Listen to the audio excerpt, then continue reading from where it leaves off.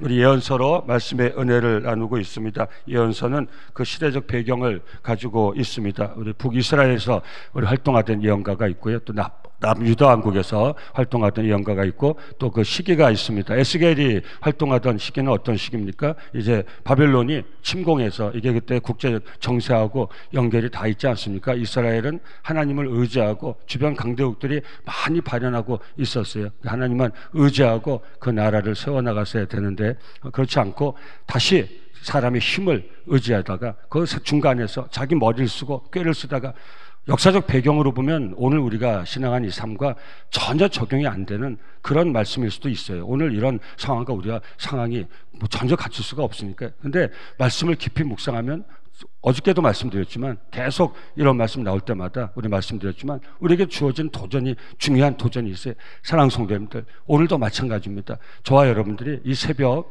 오직 주만 바라보고 주만 의지하고 저와 여러분들의 삶의 자리를 힘있게 세워나갈 수 있기를 예수 이름으로 축원합니다. 저는 공동체를 이 신앙 공동체, 영적인 공동체를 하는 목사로서 제가 뭘 붙들어야 됩니까? 여러 상황과 형편이 있죠. 사람들이 하는 여러 가지 말이 있죠. 사람들 말 무시하라는 거 아닙니다. 상황과 형편에 대한 분석하지 말라는 거 아닙니다. 그럼 우리 크리스찬은 고백해야 돼. 우리가 아무리 상황과 형편을 분석하고 우리가 뭐 사람 소리를 듣고 그게 뭐 싫은 소리면 뱉어내고 좋은 소리면 받아서 거기 올라타고 그렇게 하죠. 우리가 끝까지 우리에게 주어진 삶을 세워나갈 수가 없어요. 여러분 무슨 말씀인지 아십니까? 그것이 무엇이든 거기서 영향을 받으면 우리는 그걸 거기에 따라서 흔들리게 돼 있어요. 아무리 좋은 거라도요. 그죠? 여기 무슨 뭐 어마어마한 뭐 그런 어떤 정말 아주 우리가 생각할 때 영원히 무너지지 않을 것 같은 그런 게 없다는 거죠. 기둥이 있다 할지라도 그걸 내가 생각할 땐 내가 활용한다고 생각하지 않습니까? 내가 다 다룬다고 생각하지 않습니까? 그래서 사실은 내가 거기 묶이고 있는 거예요. 여러분, 그 무엇도 끝까지 우리가 의지해서 우리의 삶을 세워나갈 수 있는 것은 이 세상에 없어요. 사랑하는 성도님들, 이 새벽 다시 한번 우리 자각이 있길 바랍니다. 상황과 형편도 우리가 다 하나님 은혜 안에 지혜로 분석을 해야 되고 또 나에게 도움 줄 사람, 그 도움도 받아야 되고 또 내가 이겨내야 될 사람, 그 이겨도 내고 하지만 오늘 이 새벽 첫 시간만큼은 우리가 고백할 수 있길 바랍니다.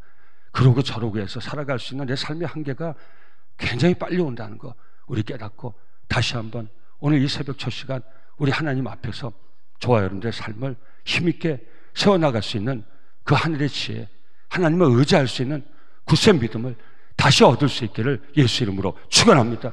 제가 우리 성도님들하고 그 당시에 정세 잠깐 나누려다가 이 감동받아서 이런 교훈을 성도님과 나누고 있는 것이 여러분 이스라엘이 보니까 여기 애굽이 있지 않습니까? 애굽은 자기가 나온 곳이에요. 400년 노예생활했던 것이 다시 돌아가면 안 돼요.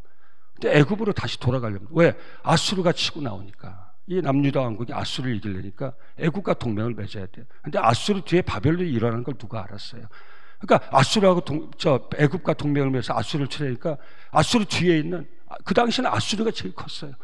근데 실제로는 바벨론이 발현하고 있어요. 우리는 다 역사가 이루어져서 뭐 다 아는 것처럼 하지만 그 당시로는 자기의 그 짧은 이 남유다 왕국의 왕들의 그 머리에서 아수르보다 더 큰 나라가 일어나고 생각을 못했어요. 그러니까 아수르가 전부예요. 그러니까 이 아수르가 가장 자기한테 강한 적인 거예요. 저 뒤에 더 큰 나라가 일어난 걸 알지 못해. 그러니까 그걸 이겨내기 위해서 애국의 동맹을 맺었다. 그러니까 바벨론이 보니까 안 될 것 같잖아요. 이게 아수르를 지금 치고 바벨론이 일어나야 되는데 이 유다가 이 조그만 나라 유다가 애국과 동맹을 맺어서 아수르 자기들을 밀쳐내려고 하니까 하는 걸 보니까 아수르하고 연합해가지고 이제 애국과 연합해가지고 아수르를 저도 지금 헷갈립니다. 이 그 강대국을 의지해가지고 이기려고 하니까 여러분 그 뒤에 바벨론이 일어나지 않습니까? 더 큰 바벨론이 일어나지 않습니까? 그 바벨론이 어떻게 합니까? 남유다를 치는 거예요. 남유다를 쳐가지고 3차에 걸쳐서 포로를 끌어갑니다. 그래서 1차 포로, 2차 포로, 3차 포로가 있는 거예요. 우리 성경부 시간에 다시 자세히 배울 기회가 있겠지만 그 에스겔이 처음 끌려갈 때 같이 끌려간 거예요. 그래서 사실은 바벨론에 있는데 아직은 남유다 왕국이 멸망하기 전이에요. 1차 포로, 2차 포로, 3차 포로를 통해서 완전히 멸망하는 거예요. 그래서 먼저 바벨론 포로로 끌려가 있을 때 그때 바로 그발 강가에서 우리 하나님 환상이 에스겔을 사로잡아서 패역한 이스라엘 백성 자기들이 정말 하나님만 의지해야 되는데 하나님 의지하지 않고 이방 열국 의지하려다가 그래서 포로로 잡혀갔는데도 불구하고 아직도 이스라엘 백성들의 마음이 하나님을 향해서 열리지 않은 거예요. 그때 하나님이 에스겔을 통해서 말씀을 전해주는 거예요. 너희들이 무너진 그 이유, 정말 진짜 이유가 무엇인지를 알려주고 있는 거예요. 그래서 그때 활동하던 선지자가 에스겔이, 오늘 본문 읽으시면서 이게 뭔가 아마 하셨을 거예요. 뭐 성경부 하신 분은 잘 아시겠지만 이게 다 상징입니다. 우리 선지자들이 말씀으로, 하나님 주신 그 말씀으로 그 이스라엘 백성들에게 우리 그 책망을 주고 교훈을 주고 할 때가 있었고, 또 하나는 행동으로 할 때가 있어요. 기이한 행동을 통해서. 근데 이 모든 것이 왜 그렇습니까? 선지자가 끊임없이 하나님의 말씀을 전합니다. 어떤 때는 기이한 행동을 통해서 또 그 말씀을 전합니다. 그 왜 그렇습니까? 듣지 않으니까. 그래서 모든 예언자들의 이 말씀은 이스라엘 백성들의 폐역을 드러내고 있는 거예요. 계속해서 이사야가, 예레미야가, 에스겔이, 다니엘이 계속 말씀하지 않습니까? 근데 듣지 않는 거예요. 듣지 않기 때문에 우리 선지자들이 기이한 행동을 통해서도 하나님 말씀을 전하려고 하는 거예요. 하나님 그렇게 시키시는 거예요. 자, 오늘 본문이 뭘 얘기하고 있습니까? 바로 그런 의미가 여기 담겨 있는 거예요. 에스겔의 이상한 행동에 하나님의 그 마음이 담겨져 있는 거예요. 네 가지가, 이상한 행동 네 가지가 나옵니다. 사실 이 새벽에 뭐 이거 다 이렇게 성도님과 나눌 필요는 없는데 이걸 나눠야, 그래야 지금 이스라엘 백성의 상황과 지금 에스겔을 통해서 하나님이 이스라엘 백성에 전하고자 하는 하나님의 마음이 우리에게 깨달을 수 있기 때문에 잠깐만 한번 나눠보겠습니다. 먼저 첫 번째 1절에서 3절까지입니다. 뭘 하라고 합니까? 에스겔에게. 그러니까 우리는 이제 다 뭐 아마 이미 사전 이해가 있기 때문에 뭐 신기하게 들리지 않으시겠지만 이 신기한 거예요. 지금 하나님의 주어지는 말씀은 아무것도 없어요. 다 에스겔에게 시키는 거예요. 이스라엘 백성에게 가서 이렇게 얘기하라. 보통 하나님이 예언자에게 주시는 그 말씀의 패턴인데 넌 이렇게 얘기하라. 그 입에 말씀을 주시고 말씀을 주신데 지금은 말씀 주신 거 하나도 없어요. 에스겔에게만 이렇게 하라 저렇게 하라 하나님 말씀을 주신 거예요. 그래서 첫 번째가 무엇입니까? 1절부터 3절까지 토판을 가져다가, 이게 흙판을 얘기하는 겁니다. 그 앞에 두고 모형을 만들라는 거예요. 예루살렘 성이 포위된 모형을 만드는 거예요. 진흙을 가지고. 그리고 그 모형을 보니까 여기 뭐였습니까? 흙으로 언덕을 쌓고. 여러분 이 새벽에 이걸 다 설명하기가 짧다고 그랬어요. 그러니까 이 바벨론이, 남유다 왕국이 바벨론 침공해서 멸망당할 미래의 예언을, 우린 제가 아까 자꾸 헷갈리는 게, 우린 다 아니까 다 아는 얘기를 모르는 것처럼 하려니까 이게 자꾸 혼동이 오는 거예요. 근데 마지막 망할 때 우린 다 알죠. 그 모습을 우리 에스겔을 통해서 미리 알려주고 있는 거예요. 먼저 끌려간 이스라엘 백성들. 왜 그렇겠습니까? 제가 결론 먼저 하고 이 말씀드릴게요. 이스라엘 백성이 들으라고 말로 해서 안 들으니까 이 선지자들의 희한한 행동을 통해서, 심지어 호세아서 이제 나눌 텐데, 호세아는 가장 음탕한 고멜을 찾아가지고 네가 결혼해라. 그래서 호세와 고멜의 결혼 생활을 통해서 하나님과 이스라엘 백성의 관계에 대한 교훈을 주는 거예요. 이렇게 희한한 일들 다 하는 거예요. 근데 결론은 무엇이냐? 바로 하나님 주신 말씀을 들으라고. 말씀을 안 들으니까 별의별 짓을 다 하는 거예요. 여러분 상황이 다르다고 했어요. 근데 오늘 우리에게 지금 도전이 있단 말입니다. 여러분 결론은 뭐예요? 하나님 말씀을 들으라는 거예요. 그래서 이상한 행동을 막 하는 거예요. 안 들으니까 별의별 행동을 다 하는 거예요. 여러분, 그래서 다시 설명합니다. 그래서 이 모형을 쌓는 거예요. 어떻게 멸망할지를 미리 보여주라는 거예요. 여러분, 그때 그 바빌론이 침공할 때 이스라엘 백성들이 예루살렘 성벽에서 저항을 하니까 성벽과 같은 높이에, 아마 이런 건 어디 영화에서도 보시고 다 보여요. 성벽과 같은 높이에 토성을 쌓는 거예요. 뒤에서부터 쭉 쌓아가지고. 바벨론 막강한 힘이 있으니까, 그 무기도 있고 재료도 있고 군사도 있으니까, 그러니까 그 성을 뭐 무슨 사다리를 놓고 올라가든가 이렇게 하면 그 성을 함락하기가 어렵지만, 저 멀리서부터 토성을 쭉 사가지고 그 성이 이스라엘 예루살렘 성까지 닿으면 그 다음부터는 바벨론의 막강한 군대가 무기도 끌어올려가지고 예루살렘을 침공할 수 있잖아요. 새벽에 듣기엔 좀 부담스러워죠. 별로 이런 말, 이거 뭐, 그래서 뭘 어떻다는 건데, 그래서 그 들으셔야 돼요. 잠깐, 이게 설명, 지금 이 에스겔이 이런 짓을 하고 있는 거예요. 하나님이 그렇게 하라고 좀 시키고 있는 거예요. 에스겔도 좀 답답했을 거예요. 뭐, 우린 지금 너무 잘 아니까 이게 뭘 상징에 다 알지만, 그 당시에 에스겔로서는 이 지능 모델을 만들어요. 그런 물. 그 다음에 또 뭐, 공성태를 둘렀어요. 공성태 뭡니까? 영화 보면 있지만, 철로 끝을 뾰족해가지고 그 굳게 닫힌 성문을 다 두드려 부실 때, 그게 공성태. 이런, 그 다음에 철판을 가져다가 앞에다 딱 가로막으라는 거예요. 바벨론이 이 정도로 강하다는 거예요. 지금 철판을 세워가지고 이 모형을 만드는 거예요. 에스겔아, 이스라엘 백성들 앞에 가서 진흙 토판에다가 이런 모형을 만들어라. 이건 무엇인가? 남유다가 멸망할 것이다. 1차, 2차, 3차 포로 끌려갔는데도 아직도 남유다가 정신을 못 차리고 있거든요. 그러니까 먼저 끌려온 이스라엘 백성들에게 남유다는 멸망할 테니 뭐 하라는 거예요. 이제 다시 아수르나 바벨론이나 애굽 의지하지 말고 나만 의지하라.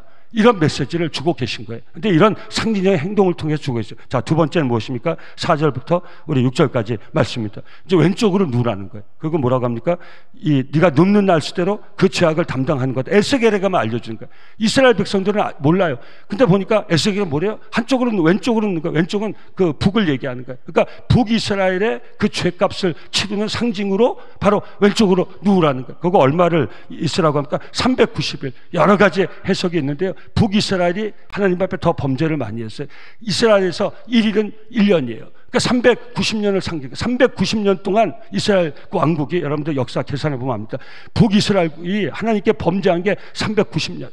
아까 그 상징으로 너는 왼쪽으로 390일 동안 누워 있어요. 물론 화장실도 갔겠고 뭐 좀 먹기도 하고 했겠지만 이스라엘 백성들 앞에서 390일을 왼쪽으로 들어오는 거예요.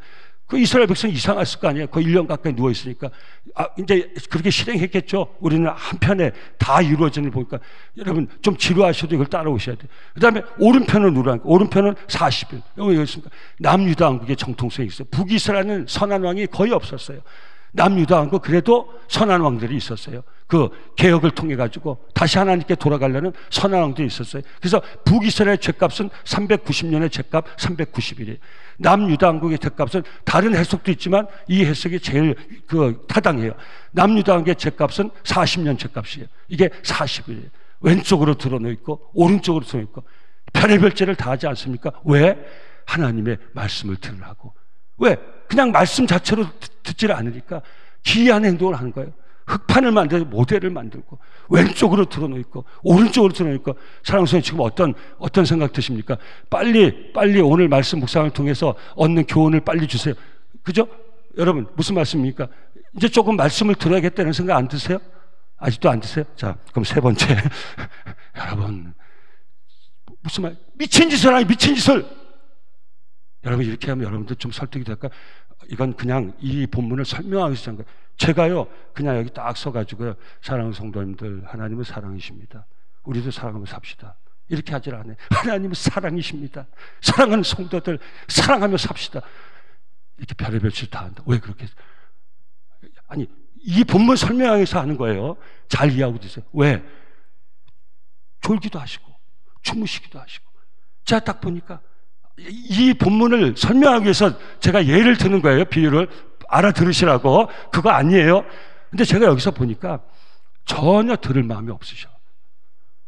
오늘 이 새벽에는 말씀을 들을 마음은 전혀 없어요. 그냥 나 그냥 기도가 할 테니까 말씀 필요 없어. 그냥 내가 원하는 것만 받으면 되지. 말씀은 무슨 말씀이야? 그렇게 보인단 말이야. 예를 들면, 그럼 제가 여기서 하나님을 사랑하십니다. 우리도 서로 사랑하면서 이렇게 못하는데, 하나님은 성도님들 사랑이십니다. 하나님 사랑이십니다. 이것도 안 되면 별의별 짓을 다 해요. 그래야 이 말씀 안 되면 별의별 미친 짓을 다. 왜 미친 짓을 해요?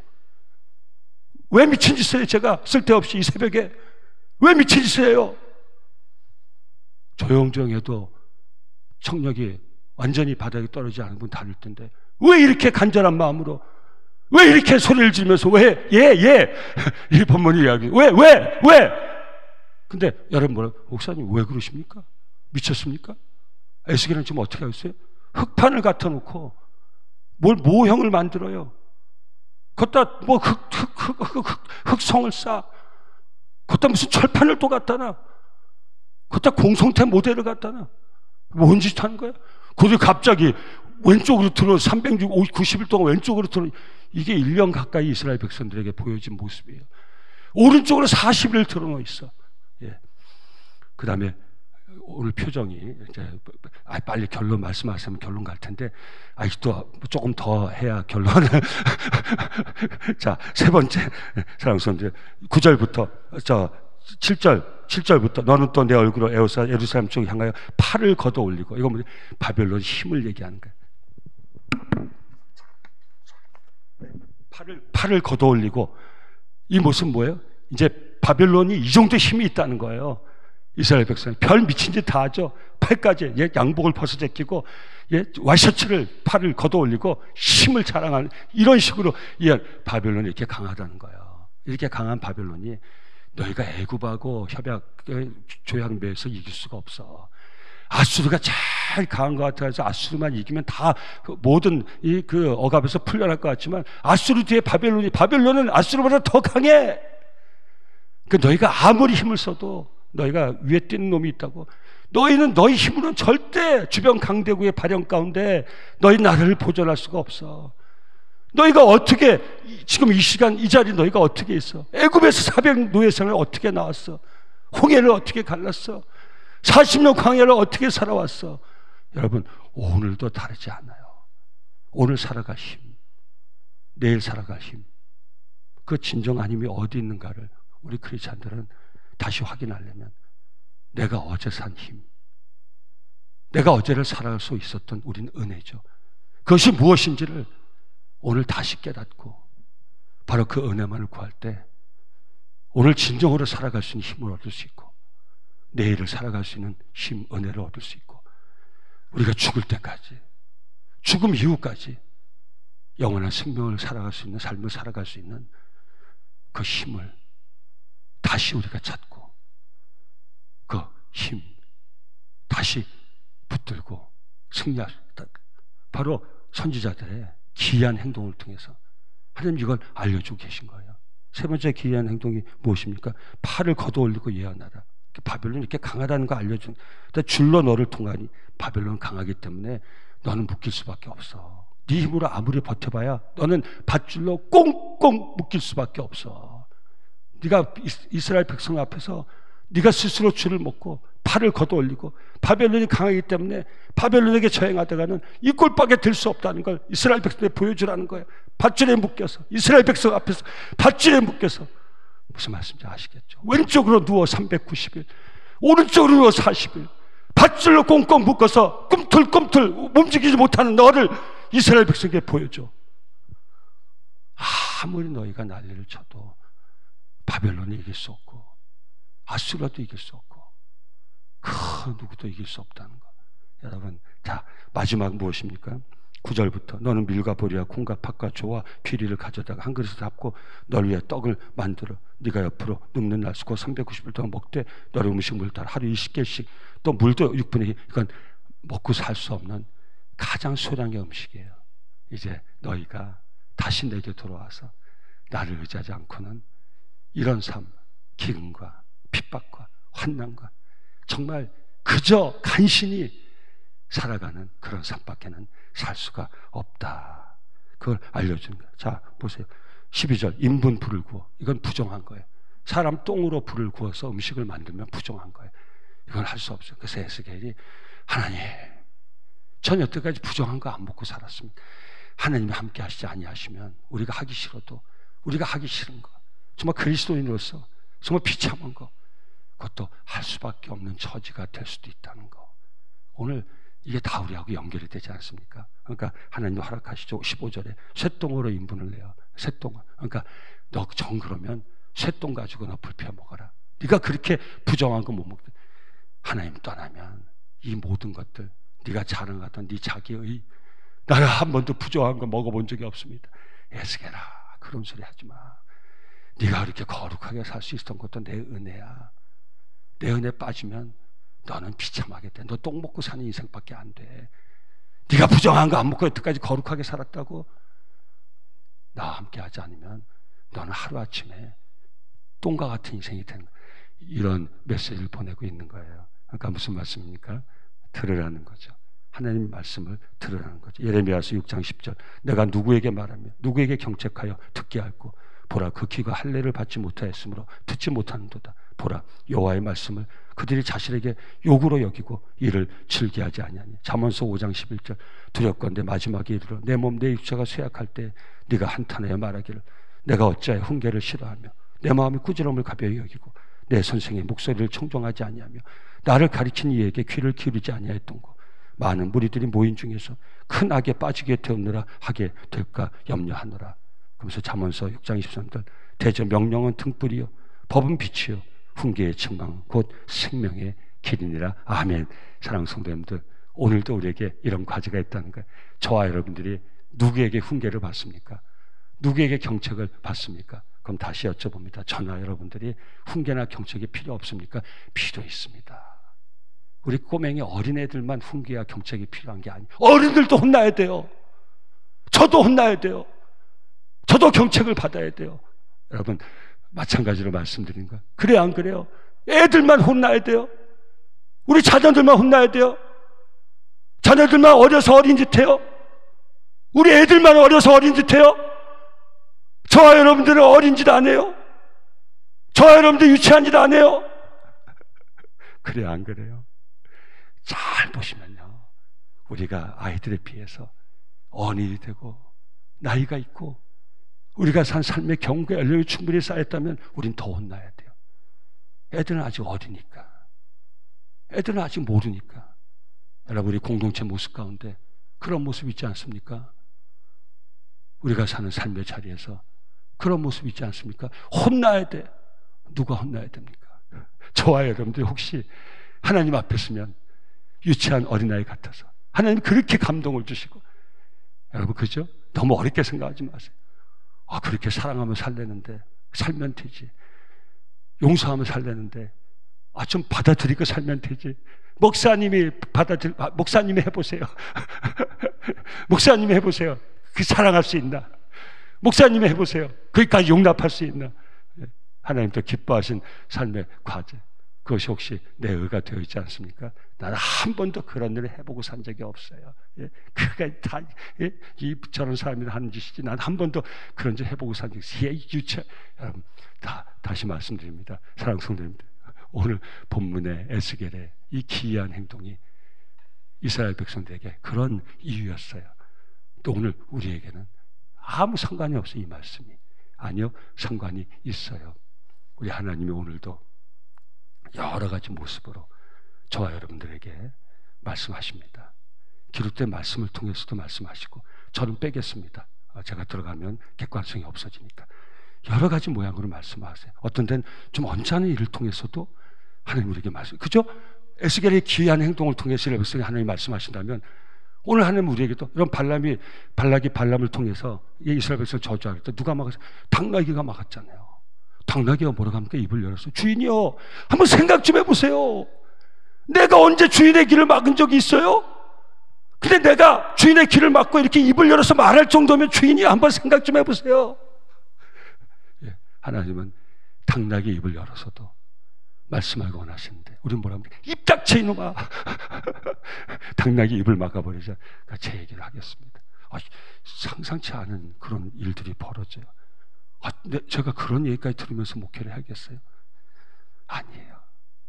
혹시 하나님이 저를 향한 책망의 음성을 담아주실 수 있고 교훈의 음성을 담아주실 수도 있어요. 저에 대한 하나님의 어떤 메시지가 있을 수 있어요. 그걸 받자는 거죠. 제일 중요한 건 무엇입니까? 말씀 묵상이죠. 오늘 이 시대가 이스라엘 백성들의 패역한 시대와 크게 다르지 않을 수 있어요. 디모데후서 4장 2절, 너는 말씀을 전파하라. 때를 얻든지 못 얻든지 항상 힘쓰라. 범사에 오래 참음과 가르침으로 경책하며 경계하며 권하라. 때가 이르니 사람이 바른 교훈을 받지 아니하며 귀가 가여워서 자기의 사욕을 따를 스승을 많이 두고 또 그 길을 진리에서 돌이켜 허탄한 이야기를 따르리라. 헛된 소리는 들으면서도 하나님의 음성은 듣기를 거부하는 그런 고집스럽고 완악한 마음이 우리 안에서 꿈틀거리게 되는 거예요. 사랑하는 성도님들, 오늘 다시 한번 귀를 열고 마음을 열고 우리 생각을 바꾸고 하나님의 말씀을 받아들이는 것을 거부한 내 안에 있는 그런 바리케이트를 다 치우고 오늘 하나님 앞에 주여 나에게 말씀하여 주시옵소서. 이 종이 듣겠나이다. 주여 이 종에게 감동하여 주시옵소서. 제 멋대로 살지 않게 없어서 하나님 뜻대로 살아갈 수 있도록 내 인생에 태클을 걸어 주시옵소서. 여러분, 우리 좀 두렵지만 제가 항상 하나님 앞에 드리는 기도입니다. 내가 그저 하이웨이 달려가는 것처럼 하이패스 프리패스로 쭉 가다가 탁 무너지지 않게 하시고, 하나님 제가 혹시 제가 모르는 그런 모습이 있으면 태클을 걸어주세요. 누구를 통해서 태클을 걸어주세요. 여러분, 제가 제일 듣기 싫은 말을 한 그분이 저의 적이 아니라 저에겐 하나님 보내신 선지자일 수도 있어요. 전 그렇게 생각합니다. 그래서 그분을 사랑합니다. 여러분, 앞으로 그렇게 여기세요. 옆에 뭐 말 같지도 않은 말로 안 태가지고 기분 언짢하지 말고요. 에스겔 선지자인가? 엉뚱한 일 막 벌여가지고 나를 힘들게 하는 사람이 있으면 예레미야 선지자인가? 또 뭐라고 되지도 않는 소리를 가지고 나를 막 하고 그러면 이사야인가? 할렐루야. 그렇게 여기시기를 바랍니다. 여러분 무슨 말인지 아시겠죠? 예, 하나님은 원하는 자에게 어떤 모양을 통해서든지 어떤 방법으로든지 알려주세요. 하나님의 음성을, 하나님의 뜻을. 받고 안 받고는 우리 편의 문제죠. 그거는 수용성 있는 사람, 항상 받을 준비가 되어 있어요. 그러면 그것이 우리에게 생명의 길이 되는 거예요. 할렐루야, 아멘. 예, 그래서 오늘 이 새벽에 그런 도전을 받기를 원합니다. 제일 중요한 것은 말씀을 묵상할 때 바로 그런 도전을 받는 거죠. 사랑하는 성도님들, 예, 뭐 요새는 우리가 키우는 애도 우리 말 안 듣습니다. 저나 여러분이 누구 말 듣고 변할 리가 전혀 없어요. 누구 말 듣고 깨달을 리가 전혀 없어요. 누구 말 듣고 내가 알아서 바뀔 가능성이 전혀 없어요. 그래서 우리는 오늘 이 말씀에 도전을 받아서 말씀 묵상할 때 하나님 주시는, 나에게 주시는 꼭 무슨 뭐 강한 책망이나 이런 거 아니래도 내 삶에 원하시는 하나님의 음성을 들을 수 있어야 돼. 디모데후서 3장 15절. 또 어려서부터 성경을 알았느니 성경은 능히 너로 하여금 그리스도 예수 안에 있는 믿음으로 말미암아 구원에 이르는 지혜가 있게 하니라. 모든 성경은 하나님의 감동으로 된 것으로 교훈과 책망과 바르게 함과 의로 교육하기에 유익하니 이는 하나님의 사람으로 온전하게 하며 모든 선한 일을 행할 능력을 갖추게 하려 함이라. 아멘. 사랑하는 성도님들, 말씀을 통해서 또 우리가 앞에 일어나는 원치 않은 그런 일들을 통해서 우리 생각에 내가 가는 삶에 저분만 없으면 그냥 달려갈 텐데 왜 태클을 걸어? 그게 남편일 수도 있고 아내일 수도 있고, 그죠? 어떤 때 우리 자녀일 수도 있고 우리 부모님일 수도 있고. 전 부모님 통해서 태클 많이 받았어요. 제 동생 통해서 태클 많이 받았어요. 아까 제가 그냥 웃음소리 한 거 아니에요. 선지자처럼 여기세요. 하나님이 선지자를 보내서 나를 이렇게 자꾸 나에게 도전을 주시는구나. 나에게 자꾸 나를 사랑하셔서 자꾸 나를 이렇게 알려주시는구나. 하나님 그 음성을 들으라고 자꾸 하나님께 주목하게 만든. 여러분, 그런 환경과 사람을 통해서 제가 하나님께 얼마나 집중하게 된지 몰라요. 저에게 태클을 건 사람들이 아니었어요.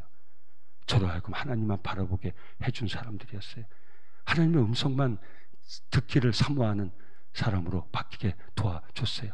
오직 하나님 주시는 그 은혜로만 살아가던 사람으로 바뀌게 해주셨어요. 다시 한번 말씀을 통해서 하나님 주시는 그 귀한 도전을 받으시고 또 상황과 형편을 통해서 주어지는 도전, 그죠?